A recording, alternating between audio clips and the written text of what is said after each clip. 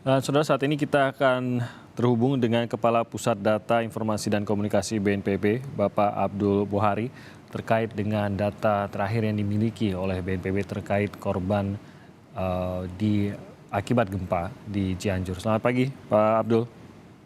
Selamat pagi, Mas Timothy.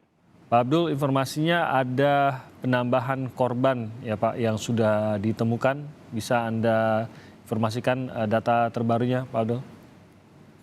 Ya, memang kami juga menerima sementara ini menerima kabar dan sedang kita konfirmasi dengan teman-teman tim Basarnas di lapangan karena prosedurnya Mas Timothy begitu ada temuan korban di lapangan kemudian kita bawa ke RSUD untuk dikasih label untuk diidentifikasi lebih lanjut oleh tim DVI, Polri, dan juga tim dari Kemkes. Nah, setelah nanti ini diverifikasi, divalidasi, baru nanti kita rilis sebagai tambahan korban. Jadi ini kami masih menunggu ini.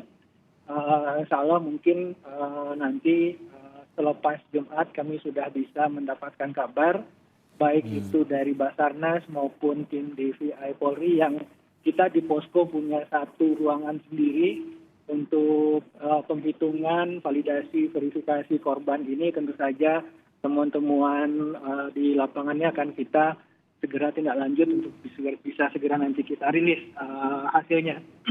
Jadi ini belum dapat dikonfirmasi hingga masuk ke data terakhir lah begitu Pak. Masih ada proses verifikasi yang akan dilakukan ya? Benar. Oke. Tapi dari penemuan sendiri ada berapa informasinya Pak? Walaupun ini belum menambahi pada total korban gitu ya. Tapi yang dilaporkan itu sudah berapa Pak temuannya hari ini? Ini kami belum mendapatkan laporan dari teman-teman Basarnas karena tim masih bekerja. Jadi ini sistemnya tidak parsial, Mas Timothy. Satu dihitung kemudian ketemu lagi dihitung lagi. Jadi kita ada tenggat waktu cut off data ya, nanti sama-sama kita tutup dulu di situ baru kita kalkulasi, kita hitung jumlah gitu. Jadi nggak begitu satu, karena kalau misalkan data di lapangan ini kita update terus sebagai data penambahan, nanti ketika verifikasi validasinya kita kerepotan. Jadi benar-benar harus teratur, data ini sudah diverifikasi oleh DVI, tim Polri dan tim Kementerian Kesehatan, kita cut off dulu. Nanti di sore hari baru kita konsolidasikan datanya untuk kita rilis. Berarti kita masih berpegang pada data terakhir 272 orang meninggal ya Pak ya, dan 39 orang masih hilang ya. Ini adakah area tertentu yang memang sampai saat ini menjadi fokus pencarian karena misalkan saya contohkan 39 orang hilang ini, adakah yang paling tidak entah itu terdeteksi kah atau diperkirakan berada di satu lokasi khusus Pak sebagian besarnya atau tersebar cukup merata kah atau bagaimana? Ya, dari 39 korban yang masih akan kita lakukan pencarian, pertama untuk identifikasi dari siapa nama korban dan keluarganya itu kita sudah punya. Jadi laporan anggota keluarga itu sudah kita validasi dan kita punya identitasnya dan juga lokasi terakhir yang bersangkutan diduga. Jadi fokus tim pencarian SAR sudah sangat mengerucut sebenarnya di desa Cijedil itu. Jadi ini yang mungkin kita harapkan, kami mohon doanya supaya hari ini benar-benar cuaca bisa mendukung. Karena dalam 2 hari terakhir hujan mulai dari jam 11 sampai sore hari. Kita harapkan mudah-mudahan hari ini bisa kita agak leluasa supaya benar-benar kita bisa optimalkan waktu yang ada ini. Jadi memang di satu desa itu ya Pak ya, sebagian besar ya? Ya. Oke. Nah untuk korban meninggal sendiri apakah sudah bisa teridentifikasi semua Pak? Untuk korban yang sudah kita identifikasi by name, by address, itu seperti kemarin kita laporkan, 165 dari 272 itu sudah kita identifikasi by name, by address. Nah, yang 107 itu belum bisa kita identifikasi by name, by address. Nah, bisa jadi yang 39 jiwa hilang ini itu nantinya menambahkan atau tidak menambahkan dari korban yang belum teridentifikasi ini. Oh, jadi datanya bisa jadi cocok dengan korban yang belum teridentifikasi begitu ya Pak? Benar, benar. Oke, jadi 39 orang yang terdata hilang ini pun kemungkinan saja sudah ditemukan tapi belum teridentifikasi. Benar. Gitu Pak Abdul ya? Ya. Oke. Fokus pencarian sekarang bagaimana Pak? Mengingat ini sudah memasuki hari ke-5 Pak Abdul. Tetap tadi yang kita sampaikan, kita sudah tahu identitas korban hilang yang akan kita lakukan pencarian. Kita juga sudah dapat gambaran kira-kira dugaan posisi terakhir yang bersangkutan karena dari 39 itu ada 7 warga yang sebenarnya bukan warga Cijedil tapi kebetulan melintas dan ada di lokasi longsoran itu. Nah, ini juga sudah kita kerucutkan, artinya titik pencariannya sudah lebih mengerucut sehingga mungkin bisa lebih optimal pencariannya. Untuk lokasi longsoran ini sendiri dari BNPB mungkin sudah juga memperkirakan apakah memang sangat beresiko, adakah masukan juga dari BNPB khususnya untuk warga maupun pemerintah daerah yang bertanggung jawab atas area ini, itu seperti apa Pak Abdul? Kalau sebelumnya, sebelum gempa, itu BNPB sudah punya daerah-daerah rawan longsor, daerah-daerah rawan gempa. Nah, khusus pasca gempa ini terkait dengan optimalisasi pencarian, kita sudah diinformasikan oleh Badan Geologi yang melakukan pemetaan udara bahwa di ketinggian daerah-daerah mahkota longsor dari daerah yang sekarang sudah terdampak itu masih ada rekahan-rekahan yang kalau ditimpa oleh intensitas hujan cukup tinggi itu masih berpotensi kemudian menimbulkan longsor susulan. Nah, ini yang diwanti-wanti juga oleh Badan Geologi dan juga Kepala BMKG karena perakiraan cuacanya mungkin sampai 3-4 hari ke depan masih ada peluang hujan. Jadi keselamatan tim pencari di lapangan itu benar-benar harus kita utamakan dan melihat visibility-nya ketika hujan turun apakah memungkinkan atau tidak pencarian tetap dilakukan. Tetapi satu hal, Mas Timothy, yang tetap menjaga asa kita bahwa 2 hari yang lalu kita menemukan 4 jasad, 3 diantaranya memang ditemukan dalam kondisi meninggal dunia, tapi 1 anak usia 6 tahun tertimbun 3 hari, itu masih hidup. Jadi kita tidak boleh kehilangan harapan meskipun ini sudah hari ke-5 yang pasti tim akan berupaya optimal, kita masih memegang harapan itu. Ya, jadi upayanya masih mencari korban selamat ya Pak Abdul ya, hingga saat ini ya. Apakah seluruh peralatan yang dipergunakan untuk hal tersebut, kita tahu mungkin beberapa diantaranya sulit untuk digerakkan atau dibawa ke lokasi-lokasi tertentu, apakah ada kesulitan dalam hal itu?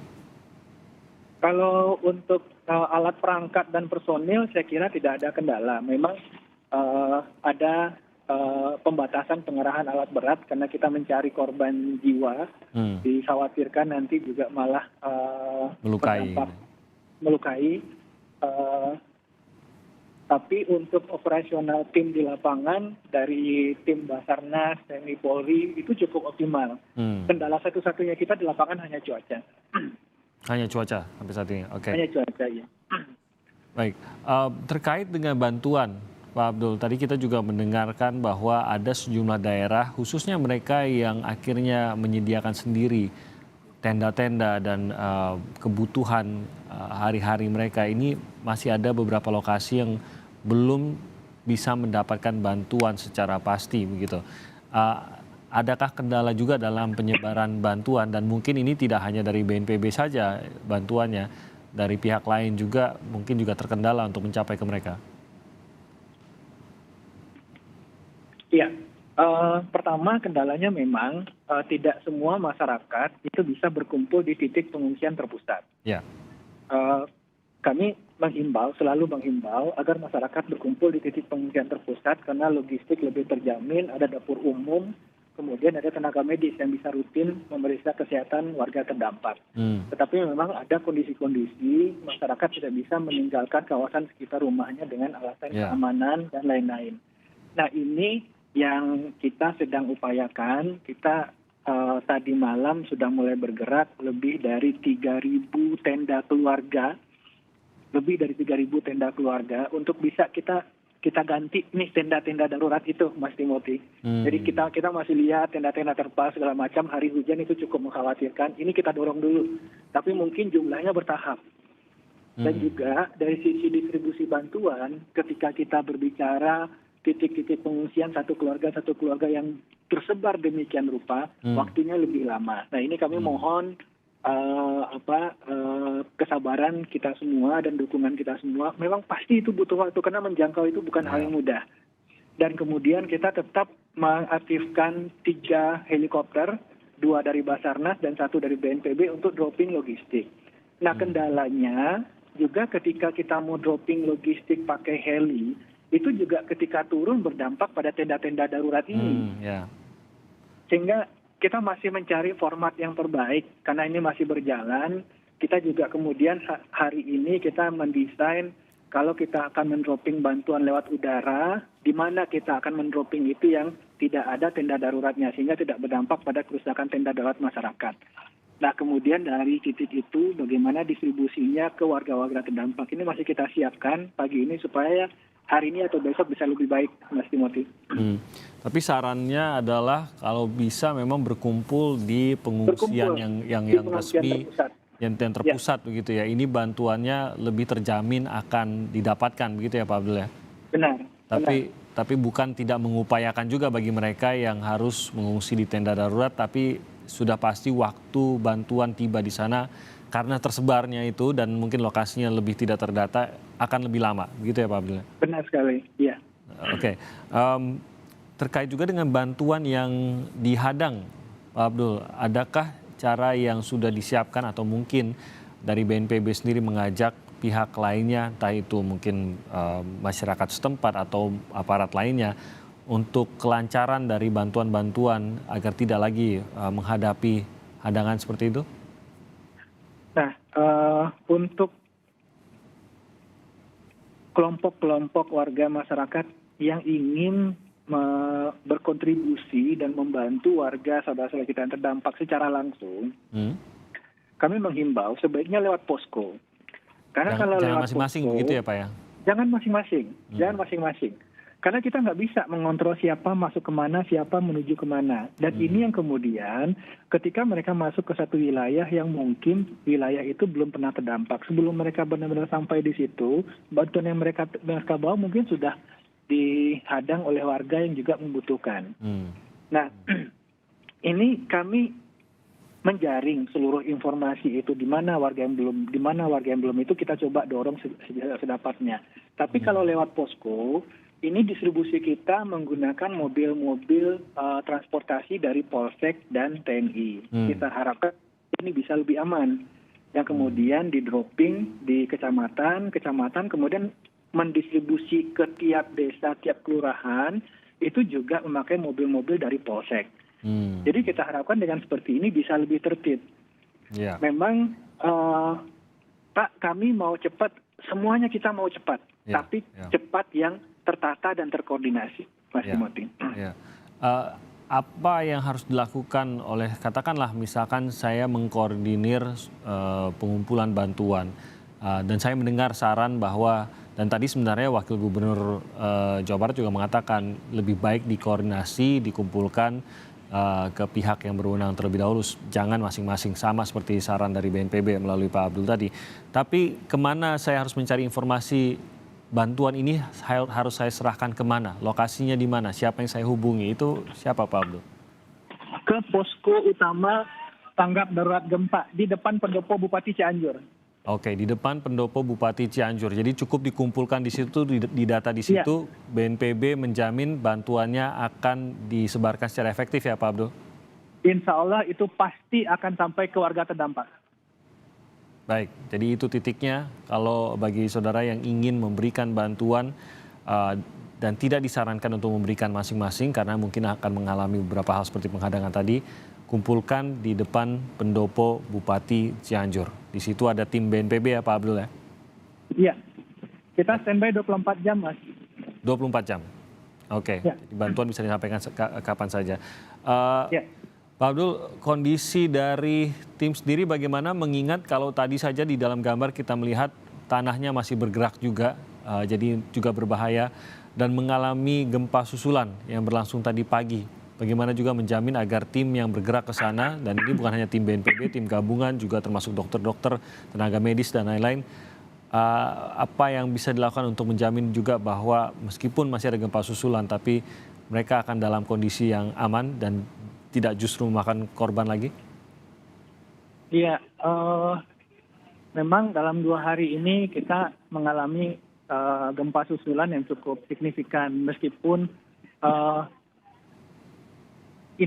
frekuensinya berkurang, tetapi ada peningkatan dari sisi intensitas. Ini masih kita koordinasikan terus dengan BMKG, langkah-langkah atau gambaran fenomena yang mungkin terjadi, tetapi untuk di lapangan sendiri kita sudah menyampaikan langkah-langkah kesiapsiagaan pribadi. Jadi kalau misalkan semua tim sudah kita informasikan di posko, kalau misalkan ada rasa guncangan, kita yang ada di bawah struktur maupun seperti kami, pendopo kami di bawah posko kami di pendopo Bupati, kalau kita sedang rapat, kemudian terasa gempa, kita serentak keluar dulu, menghindar dari bangunan untuk mencegah segala kemungkinan. Ini hal-hal SOP yang sudah kita praktekkan di posko, Mas Timothy. Ini disampaikan dan diterapkan oleh semua pihak yang berada di sana untuk membantu ya? Ya, benar. Oke, baik. Terima kasih Pak Abdul Muhari. Ini PLT Kapus Datin BNPB atas informasinya. Sekali lagi yang diulang adalah bahwa pencarian akan terus dilangsungkan hari ini, masih berfokus pada pencarian korban selamat dan harapan masih dimiliki oleh teman-teman pencari di sana atau tim SAR di sana termasuk juga dari BNPB. Sementara bantuan sebaiknya disebarkan secara terkoordinasi melalui BNPB bisa, silahkan diserahkan di depan pendopo kantor Bupati Cianjur. Ini lebih baik dilakukan daripada menghadapi dinamika di lapangan masing-masing. Pak Abdul, sekali lagi terima kasih, selamat bertugas kembali dan salam sehat Pak Abdul Muhari.